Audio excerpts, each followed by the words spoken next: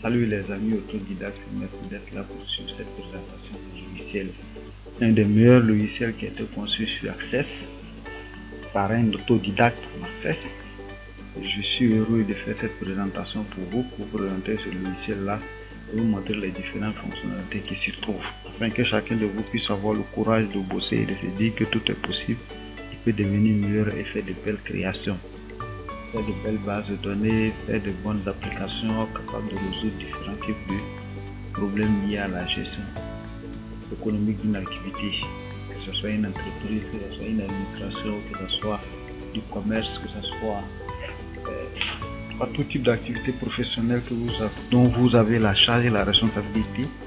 Vous essayez avec les bases de données sur Access et vous allez arriver à de bons résultats. Regardez bien cette application-là, sur notre logiciel-là. Elle a été conçue avec Microsoft Access par un autodidacte en Access. Alors ce logiciel-là gère du commerce, un logiciel de gestion commerciale.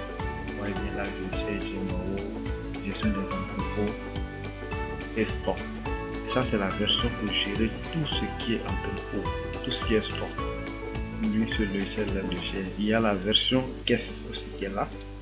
Il y a la gestion qui combine les deux à la fois, et la caisse et le stock. Et celui-là, c'est pour gérer uniquement que les entrepôts.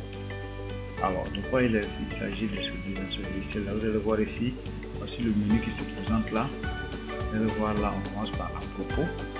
Ensuite, gestion des articles, gestion des partenaires, gestion des achats, recap, finance, sortie, inventaire, stock, gestion des comptes, paramètres avancés. Voilà le menu de ce logiciel là. Alors, juste dans ce tutoriel là, je vais vous présenter en bref les différentes fonctionnalités qui se trouvent à l'intérieur de chacun de ces menus. Prenez par exemple le menu à propos. Vous allez voir, c'est la configuration des bases. À propos de ma société, vous pouvez déjà définir les paramètres qui sont liés à votre société ici. Définir ou ajouter un logo. Si vous ajoutez un logo ici par exemple, vous ajoutez un logo. Vous allez voir qu'après avoir ajouté ce logo là, vous aurez toutes les différentes informations avec une en-tête de document. Vous voyez, je peux déjà ajouter le logo ici. J'étais à partir de là. Je prends cette image là par exemple, je l'ajoute là, je l'enregistre et j'ai un logo qui est là. Mais ce n'est pas juste, automatiquement je refais une en-tête ici. Donc tous les documents que je vais imprimer vont venir avec l'en-tête là, que ce soit les factures, les reçus, les différents documents de caisse ou bien les transferts. Ensuite là vous avez les clients, les fournisseurs, vous avez les banques, le type de dépenses, le personnel, l'année d'exploitation.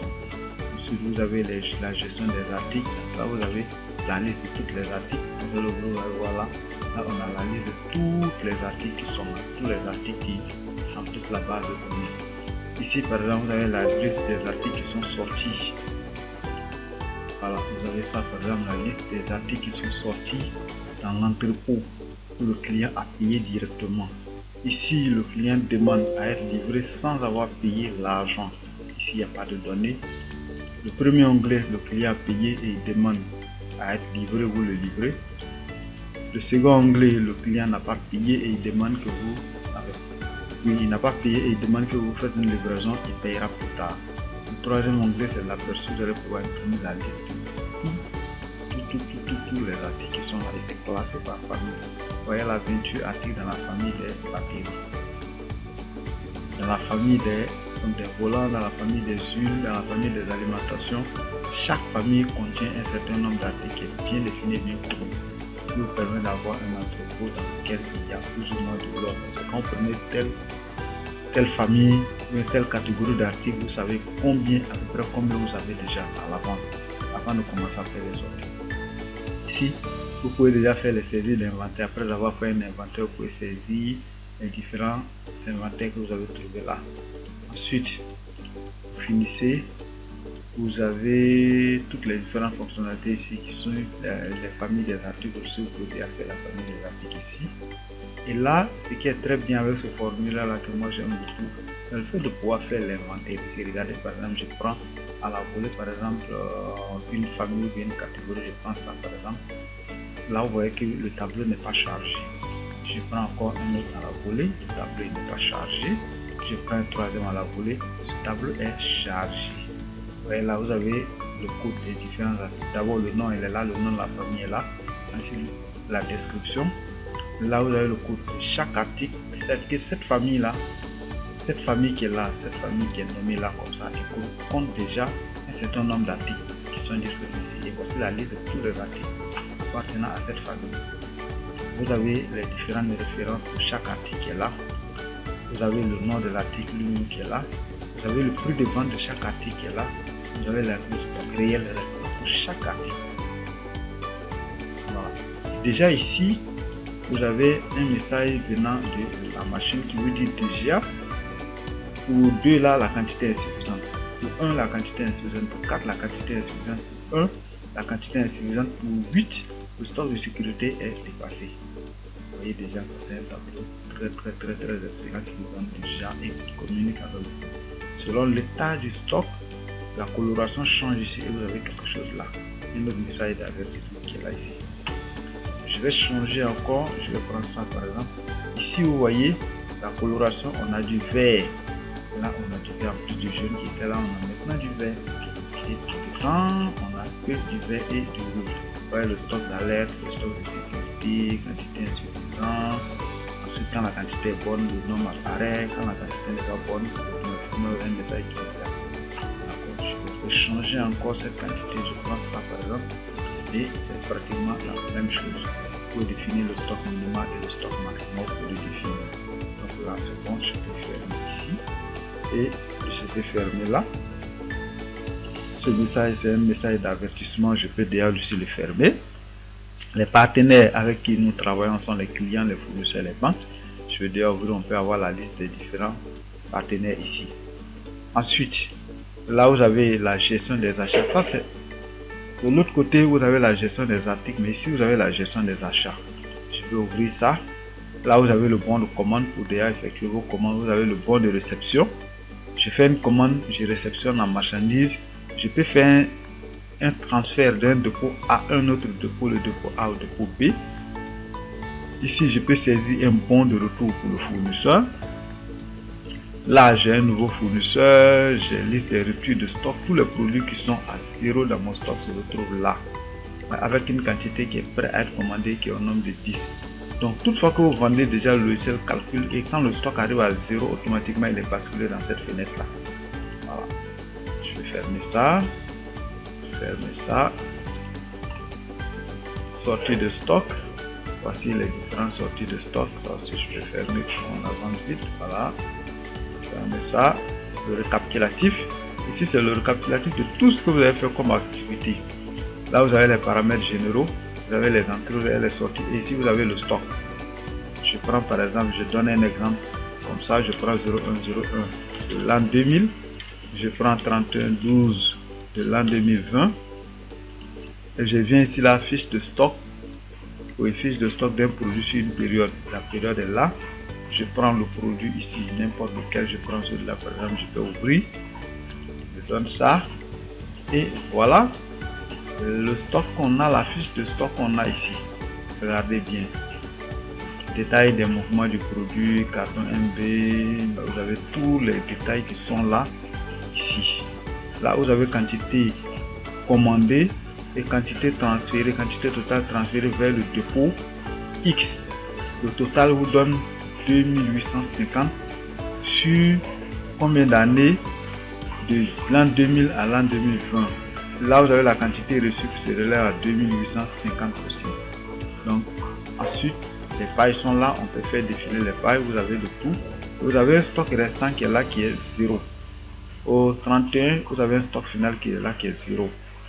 Voilà, donc ça c'était un exemple. Ici édition des stocks d'alerte, je peux ouvrir ça, je vais fermer ça. Pour l'édition des stocks d'alerte, vous voyez quand le stock arrive à 4, il met quantité insuffisante et c'est signé au rouge, de telle sorte qu'on met cet avertissement. Tout ce qui est rouge, ça veut dire qu'il y a un souci au niveau du stock. Vous avez les familles qui sont déjà là aussi. Tout est imprimé en suivant la famille. Je peux fermer ça aussi. Là, la fiche d'inventaire, je peux imprimer la fiche d'inventaire pour qu'on puisse évaluer le stock. Ici, déjà à cette date-ci, là, qui est le 1er de l'an 2000, nous avons ça. Et nous pouvons déjà comparer les stocks physiques au stock réel. Le stock théorique en la machine, voilà. Et voilà le stock physique que nous pouvons comparer ici. Un montant unitaire et une valeur totale. Ce qui va nous donner en fin de tableau ici la valeur globale de tous nos stocks qui est là. Voilà. Donc, je peux déjà voir ici, nous étions sur le stock, nous allons voir les différentes sorties, voilà le cumul des sorties, sur une période bien définie pour un produit, voilà ce qui a été sorti, je peux fermer ça. Ici, les entrées, c'est pareil, je peux déjà voir les entrées qui ont été effectuées sur une période bien définie, là aussi, je peux déjà fermer ça. Donc voici le tableau récapitulatif. Ensuite, je viens sur le tableau financier. En bas, dans la zone grise, vous avez le tableau financier ici. Je peux déjà cliquer sur finance. Il y a un mot de passe qui est là. Je peux déjà saisir le mot de passe pour ouvrir le tableau financier. Donc, vous avez l'état des livraisons. Je peux déjà faire un aperçu pour avoir l'état des livraisons du 24 10e mois 2018. Donc, sur ce tableau-là, vous avez le compte de tout ce qui a été livré. Rechercher ici par date, il y a une seule date seulement qui est là. Donc là vous avez tout ce qui a été livré, les quantités, les montants, le total, vous avez le détail ici. Ensuite vous avez le tableau qui se présente là. Je peux les entrer, avoir ici un aperçu de tout ce qui a été entré par produit à la même date, bien sûr. C'est-à-dire que à la date qui est là, le 24, je peux voir est-ce que le 24 il y avait des entrées, je peux déjà imprimer. Et là aussi je vais voir la date du 24, l'état du tableau que je vais de voir là, je peux aussi l'imprimer et voir qu'est-ce qui s'est passé exactement, le relevé de tout ce qui est mouvementé ici dans mon dépôt. Donc, je peux le fermer ici. Ensuite, les transferts du jour, je peux déjà avoir une idée sur les transferts du jour ici.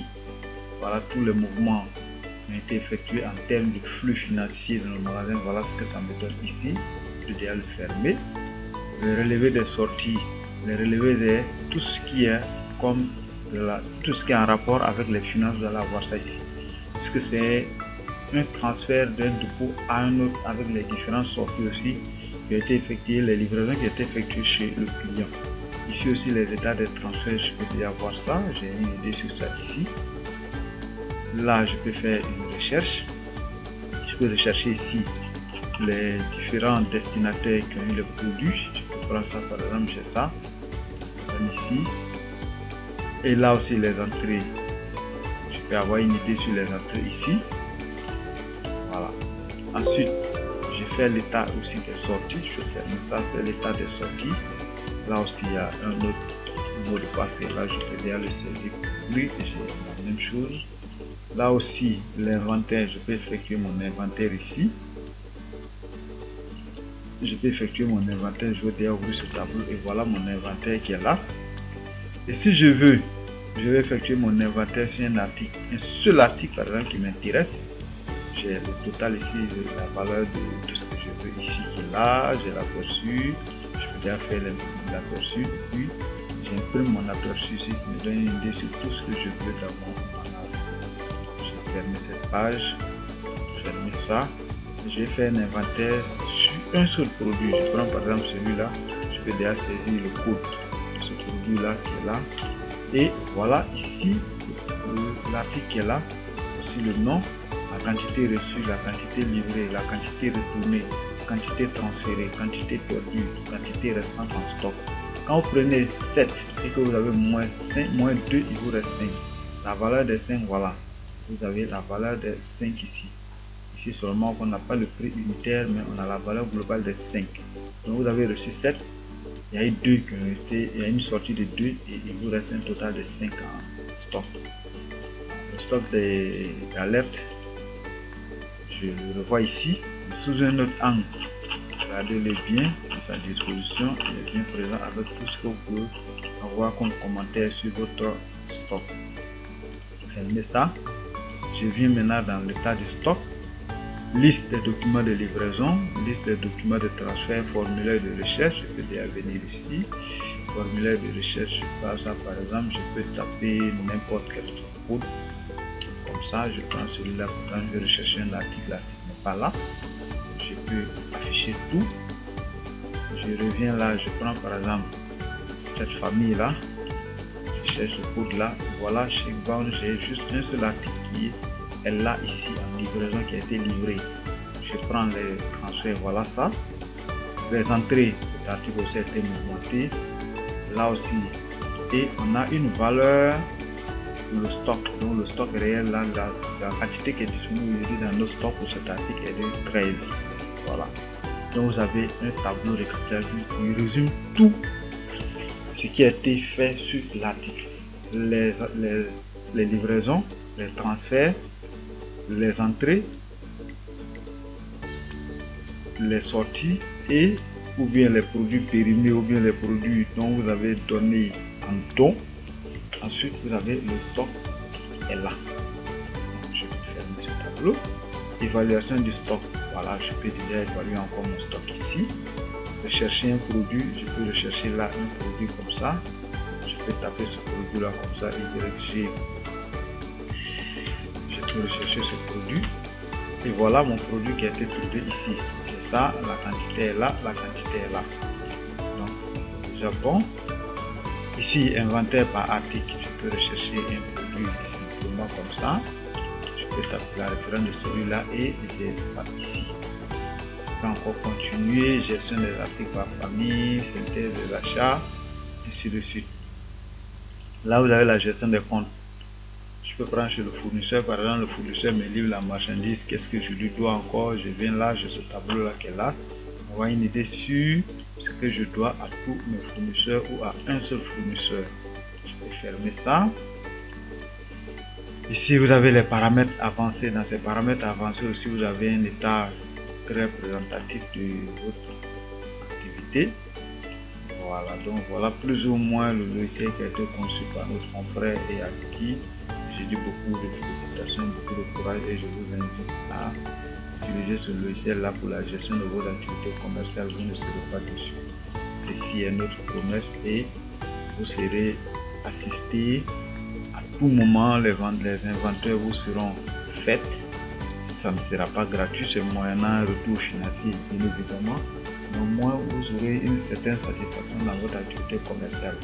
Donc je vous demande de suivre et tous ceux qui sont dans le besoin, que ce soit ils veulent apprendre à réaliser des applications avec Access, beaucoup de courage à eux. Et tous ceux qui ont une difficulté dans la gestion commerciale de leur activité, je vous conseille de vous procurer ce logiciel là pour le meilleur fonctionnement de votre activité.